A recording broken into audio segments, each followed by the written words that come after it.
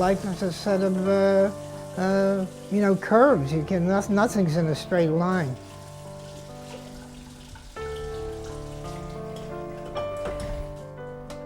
I was a freelance writer doing a story on the economy of Arkansas and Little Rock. She was working there, and that's how I met my wife. She was very, very attractive, very attractive. And then we went out for coffee one night and then to dinner, and she's super intelligent. Many people go their whole lives without finding a love of their life. Arthur was very fortunate in finding his one true love. It is a beautiful love story that endures to this day.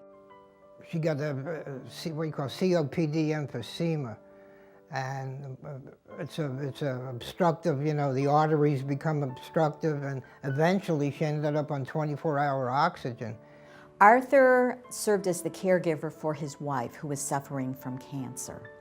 He ended up having to spend all of his retirement and all of his savings to help pay for her medical care. And when she died about 10 years ago, he was left with nothing other than his Social Security. People come to Jewish Family Service for lots of different reasons that crop up through the normal course of one's life cycle, and also for reasons that people wouldn't necessarily expect. He was one of the taller, best looking guys around there. She came into choir rehearsal late, and I looked at her and I said, I could marry her. Sean was a real romantic. He'd take me on picnics and things like that. She was a woman who stimulated me intellectually. We just kind of grew together and decided that, this was going to be a long-lasting thing. Everything was really going well for us, not only for us, but we were in a position to help other people. And so everything was humming along, like I said, in that, American dream kind of scenario. My husband was working at the Dallas Morning News, and I was working as a school teacher. When the market crashed, everything went out. My husband lost his job. A year later, I lost my job, and things started going downhill from there. We had to short sell our home and move into an apartment. That was tough. It was devastating. People who come to us represent all kinds of demographic characteristics. They may be people who have low income. They may be people who have six-figure incomes.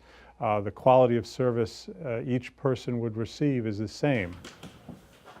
The first time I had to go to a food pantry brought memories back of my childhood.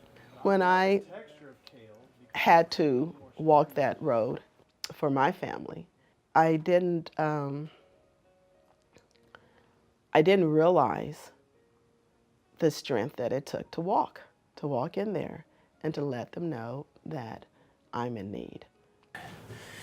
Father, in Jesus' name, we thank you for this food that we're about to receive. We pray blessing. People may come because they have run out of money to be able to buy food in a given month.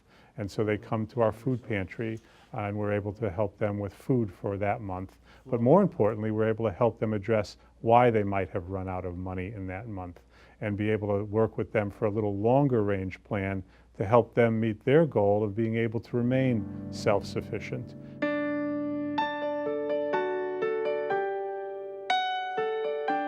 We were happy. We seemed to have everything working our way, growing a business, we owned a home, we had a beautiful child. Then things started happening. You couldn't really put your finger on it. Just things weren't quite right here or there. He was making like I was, I was a bad wife, I was a bad mother, I wasn't keeping up with the house, I was being irresponsible, just all kinds of stuff, things that weren't true. He would make all manner of threats. I will kill you, I will kill those children, I will kill myself. The mental or psychological or emotional abuse, and there are some distinctions, are more difficult to treat than physical. You can have bruises, you can have marks, you can have scratches, whatever they may be. But the emotional are scars within. They're in their one's psyche, in one's soul. I don't know, I felt like a China doll that had been smashed up and I had to put all the pieces back together. And guess what? Some of them don't fit anymore because you're not that person anymore. We work in some very, very, very challenging circumstances, and because of the professional expertise we have, we are many times able to help turn what seems like a hopeless situation around. I go to meetings, I'm on committees, I work full-time as a loan officer, and I'm busy. I got a call and said, you need to come in, you need a hysterectomy, bring your husband. When they say bring your husband, you know something's not right. And I had the surgery in October, and I woke up stage 3C ovarian cancer. Yeah. The word cancer never even came up, but I had a funny feeling. I don't know why. Once I realized that there were services for women who'd had women's cancers like me at Jewish Family Service, and I was invited to join, it really made a huge difference for me because I realized that there are people there to support me. I never really thought I would use the services. I always thought it was for people who were so needy. And the reality is that everybody needs support somehow, somewhere. And Jewish Family Service can help everybody.